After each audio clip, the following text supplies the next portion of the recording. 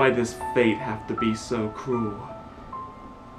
I would have thought that everything after the Canterlot wedding incident would be fine. Found myself a new house, I watched season 3 of Friendship is Magic and thought I'd have a good time, but it just didn't hit me. Like the previous 2 seasons, like it had nothing to do with the reduced episode intake, or like the plots weren't as grand or anything like that, but just after hearing the news of this, I found myself more attracted to it. Like I could gain more from myself from doing this rather than this.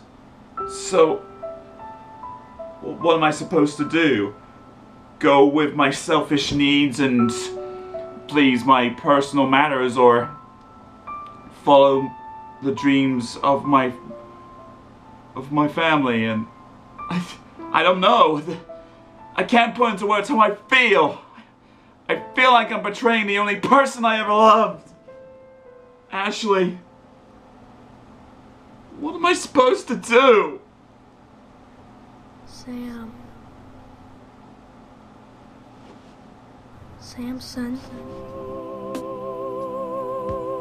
Ashley?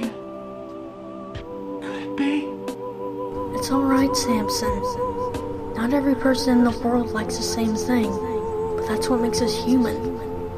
Should you choose to prefer Twilight Sparkle on 2 legs as opposed to 4, then I won't think any less of you. But you were the one that got me into Friendship is Magic in the first place. How am I supposed to feel if I'm taking away what you've given me with your love and switch to this spin-off marketing ploy of a flusk?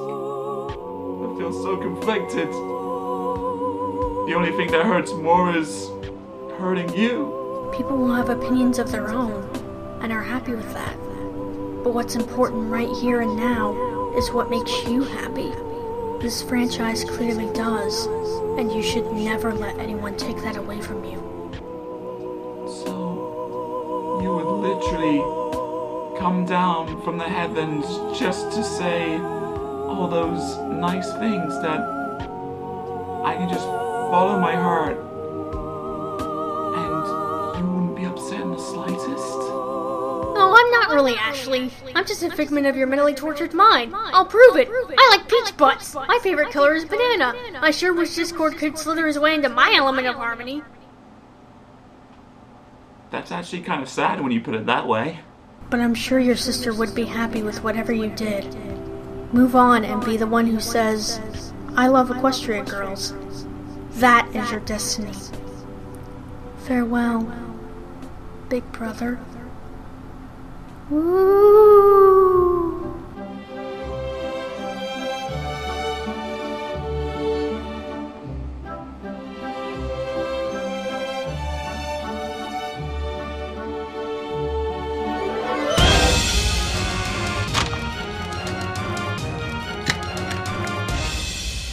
This could be the beginning of a new era for Sweet Tooth Time. Now, let's see where it will take me. I mean, actually, when you think about it, it's kind of pointless to shave my head because I was just gonna put the hat on anyway. I mean, the beard's fine. I mean, I look more baby-like now, but like, the hat's covering the head, so it's like no point to shaving the hair on my head whatsoever.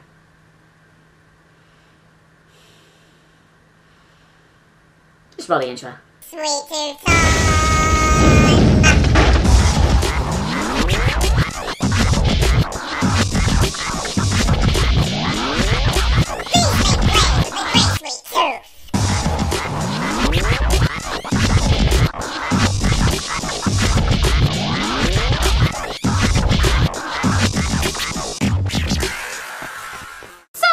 Question that comes to mind whenever you see this image alone is, really, Hasbro? Did you really sell so low to see ponies in Rule 34 form? Well, I'm not going to look into it right now, despite the fact that Equestria Girls is an obvious chance for Hasbro to sell a quick butt for more merchandise. Well, at least this new feature-length special will have some new adventures for our heroes and possibly get some interesting development and entertaining moments, right? Yes!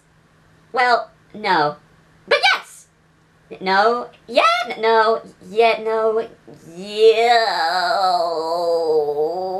Merry Christmas, everyone!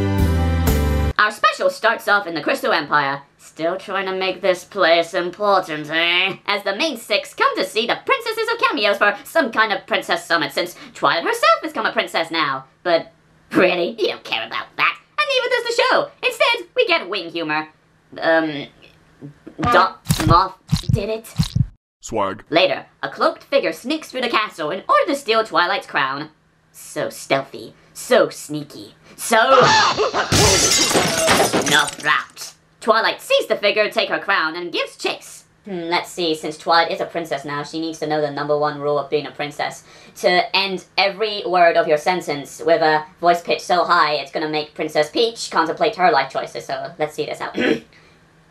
Stop, thief! We get a good look at the thief before she escapes. Man, that is not a design that was meant to last long. And the princesses of cameos explain that the thief was actually a student of Celestia's before Twilight, and that she has given fake into a world completely different to the pony's own. Well, from what you will expect, it's more than meets the eye. Dun-dun-dun-dun-dun. You must be very careful, young Twilight, because this gateway that you're about to enter only opens once every 30 moons.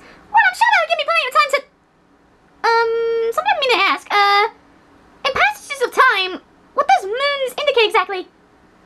What? I mean, yeah, does it mean like days, weeks, months, years, decades? I'm sure there's an obvious Sailor Moon joke in there too, but I think we're too lazy, so... What does that mean exactly? Yeah, we're gonna be honest with you, Twilight, we don't know ourselves, so we figured that you would hurry along and get your crown back either way. Yeah, I'll do that, and at least I'll have my friends to help me out with this perilous journey in the strange new world. Yeah, you're going in alone. What? What?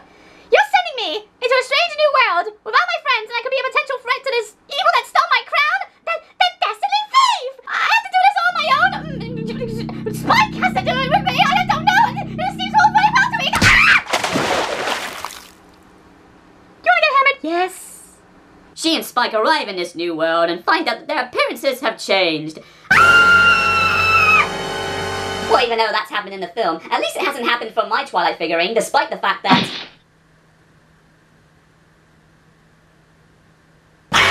But if being human wasn't enough, Twilight ends up in the worst place imaginable. Buffington High School. Run, Twilight, run! Save yourself from this blandness! If you stay any longer, they'll replant you for Disney! Disney!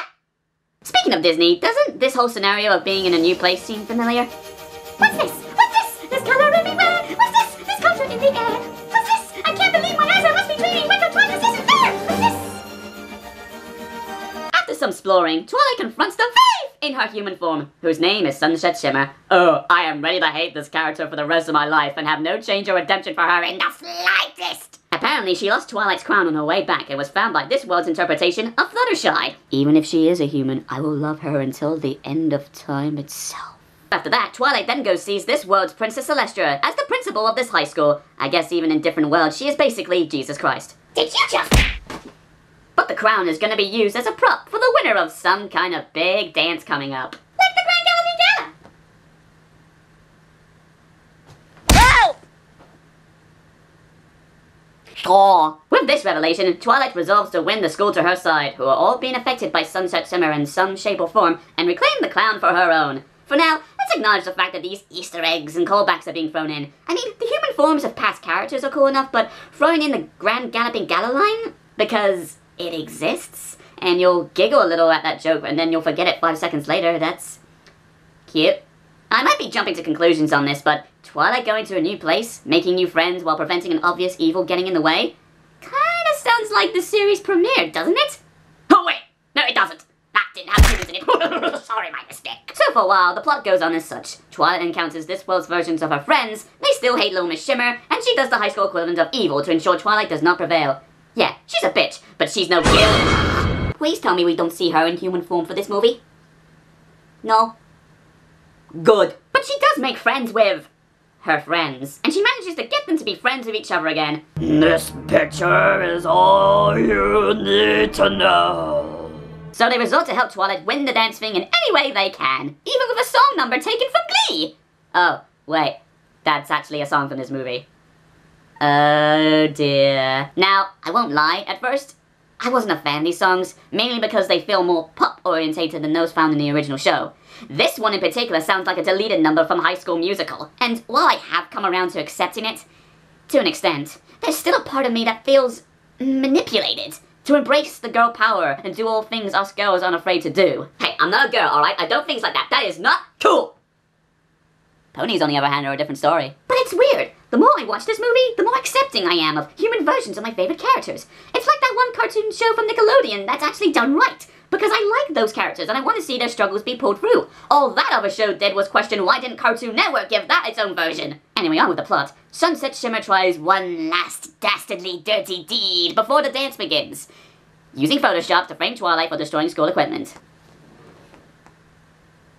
Well, that was more stupid than it needed to be! I'm glad you agree with me, Twilight. Let's just forget I said that altogether. You know what? Let's just edit this scene out altogether. Oh, wait, not you, Twilight. Magic doesn't work in this realm. Adobe, on the other hoof. Oops, I mean hand. Also, Pinky has exposition powers that explains to everyone that Twilight is a princess from another world. That is the thing she has. Classic Pinky.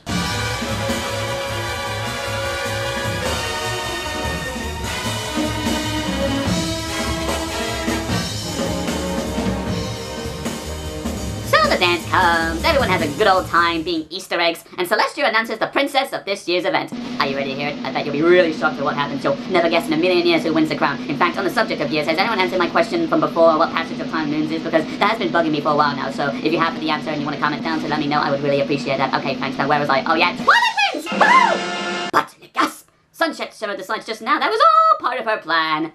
Just like how she lost the crown when coming back. They have a showdown at the front of the school and gives Twilight an ultimatum. Either she gives up the crown, or the portal will be destroyed! No, I thought we had one more season of the pony version before that would happen. Tara Strong confirmed it on her Twitter! But of course, Twilight tells Sunset to piss off and that the crown is hers. This causes the latter to give up on her plans, go crazy, decides she wants the crown again, reclaims it, puts it on her head, and then turns to a bad cosplay of a Sailor Moon monster. Such evil plans, so emotionally contrived. Well, I wouldn't expect any less from a thief! So because of this thing that has no real lead up as to why Sunset wanted the crown except for a last-minute explanation. Kinda like my show! She uses her powers to make the students stare at her.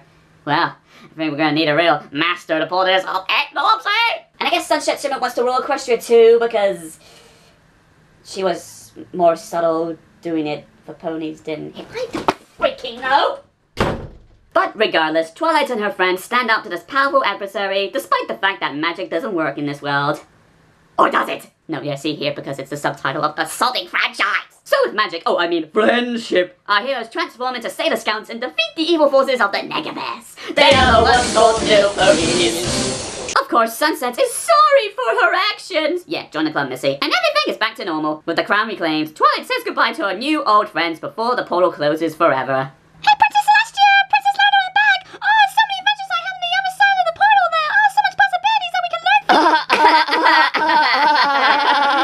Hey Luna, how long are you gonna hang on to that Daniels, huh? Well, that depends.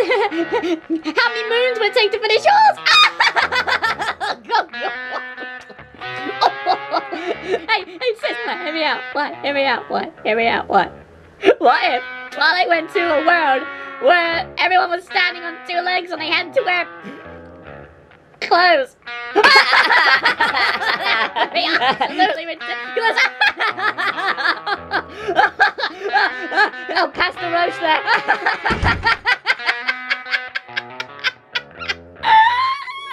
Well, as for this film, I gotta say that watching it after seeing the original show beforehand has made it more enjoyable, even if the callbacks lead to nowhere to the most part. Your favourite characters and a few new ones are here too in human form, and honestly, you'll warm up to them just like you did for their pony selves. And even though the plot is similar to the first two episodes of the original show, really, you won't care. This movie has fun taking what made the show so great to begin with and revamped it to its own style for the spin-off. And despite it being 70 minutes, nothing really feels dragged, except maybe for a few of the songs and the callback humor, but really, it was a treat to watch, and I will look forward to see what potential adventures await for the Equestria girls. Seriously, we all knew this was gonna happen. And where do I stand in all this? Well, honestly, I didn't have a clue when I actually started this video. I was conflicted between two sides that I never thought that I would become a part of.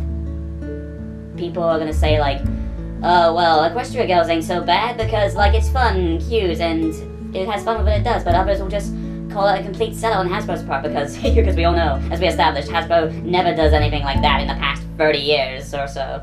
But even then, even with all those cons there, which I can't understand, I can look to the pros even more because they're just so dang enjoyable for me to ignore. So even though I will always love Friendship is Magic and what it's done for me for my life, I'm gonna love Equestria Girls just as more because it's really doing the same. Even if it's different in style and how it's portrayed, it still has the same spirit that the original show had. So, really? I love you, Equestria Girls. And I'll say that to anyone who says otherwise or whatever because it's how I feel. And I hope that doesn't go away for a long, long time. And seriously, has anyone answered my question about the passage of time with sodding moons?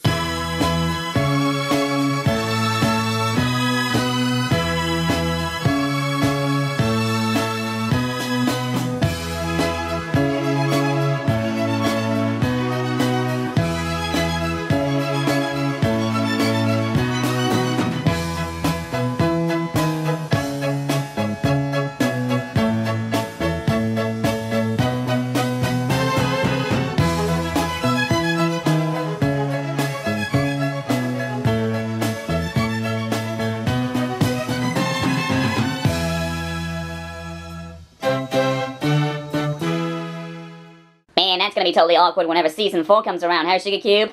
Yeah, but here's the more pressing matter for me. I finally got a boyfriend while I was in the human world, so why wasn't he mentioned in the review? Twilight got a boyfriend. You gotta be kidding. That's actually